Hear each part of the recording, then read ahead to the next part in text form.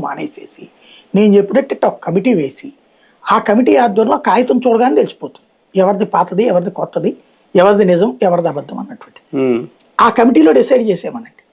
ఈ కమిటీ చెప్పేయాలి ఇదిగో ఇది నీ ఆస్తయ్యా ఇది నీది కాదు పో అనేటటువంటి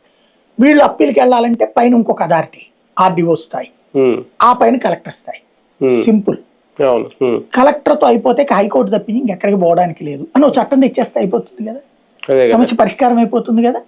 ఇక్కడ కమిటీలు వేయాలి ఎంత చిత్తశుద్ధి ఎవరికి ఉంది అవసరమైతే నువ్వు యూజర్ ఛార్జీ వసూలు చేయి వాళ్ళనే ఒక 500 1000 కట్టమను దానికి అయ్యే ఖర్చులు ఆ డబ్బుల్ని వాళ్ళ జీతాలకి మాజీ ఎంఆర్ వాళ్ళకి సింపుల్ గా పరిష్కారం అలా చేద్దామన్న చిత్తశుద్ధి ప్రభుత్వానికి లేదు ఎంతసేపటికి ఎవడో కింద ఉన్న ఆఫీసర్ చెప్పాడో ఆఫీసర్ చెప్పిన దాన్ని పట్టుకుని మంత్రి గారు ఒక పోచుకోలు కబుర్లు చెప్తుంటారు కథ నడిచిపోతుంది అంతే. కానీ ఇందులో